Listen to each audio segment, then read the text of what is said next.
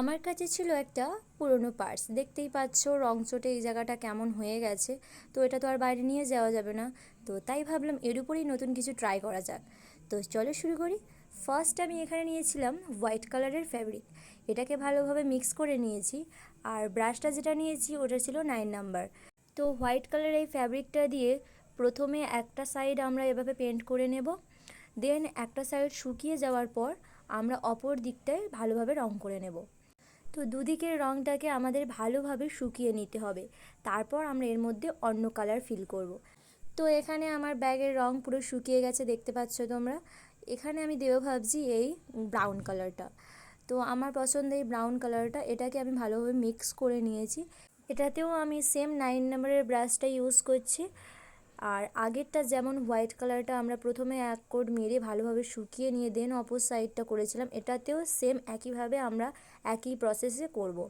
আগে ফার্স্ট এই সাইডটা আমরা পেন্ট করে নেব, নিয়ে ভালোভাবে শুকিয়ে নেব, দেন অপর দিকটা পেন্ট করে আমরা ভালোভাবে শুকিয়ে নেব। ব্রাউন কালারটা দেওয়ার পর ব্যাগটা চমকই পাল্টে গেল, কত সুন্দরই না লাগছে। এখন মনে হচ্ছে এর উপর আর কিছুই করার দরকার নেই, জাস্ট এরকম ব্রাউন কালার থাকলেই ব্যাস চলে যাবে। কিন্তু না, ভাবলাম এর উপর একটু কারুকার্য করাই যাক।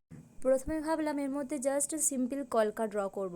তারপর ভাবলাম না, ব্যাগটায়ও তো কিছু ড্র করা আছে, তো সেটাও রাখবো আবার কলকাও রাখবো। তো তোমরা ভিডিওটা শেষ পর্যন্ত দেখতে থাকো। তো এখানে আমাদের রঙটা পুরো শুকিয়ে গেছে, দেখতে পাচ্ছ তোমরা। শুকানোর পরে এটা একটা আলাদাই কালার এসছে, এরকম করে রাখলেও হতো, বাট আমি এভাবে ব্যাগের রঙটা একটু হোয়াইট দিয়ে ড্র করে নিয়েছি। দেন এখানে আমি একটু কলকা স্ট্রোক দেব। ব্যাগের ডিজাইনটাকে একটু ইউনিক করার জন্য ব্যাগের মধ্যে যে ড্রটা করা ছিল ওটাকে আমি হোয়াইট দিয়ে ফুটিয়ে তোলার চেষ্টা করেছি, কিছুটা অংশ, পুরোটা করিনি। পুরোটা করলে একঘেয়েমি হয়ে যেত ওর জন্য। আর নিচের দিকে আমি এখানে কলকার স্ট্রোক দিচ্ছি কিছু। তো তারপর এখানে আমি একটু ভাবলাম পাতা স্ট্রোক দিয়ে এই সাইডটা, তাহলে একটা অন্য ইউনিক স্টাইল দেবে এর মধ্যে একটা। তো আমি এখানে পাতা স্ট্রোক দিয়ে দিচ্ছিলাম। তো গাইজ, ভিডিওটা তোমাদের কেমন লাগলো অবশ্যই কমেন্ট করে কেউ জানাতে ভুলবে না।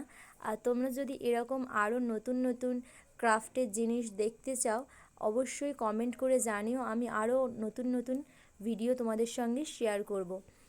তো পাতার মোটিভটা দেওয়ার পর ব্যাগের লুকটা টোটালি চেঞ্জ হয়ে গেছে, অনেকটা সুন্দর লাগছে। আমার তো বিরাট ভালো লেগেছে।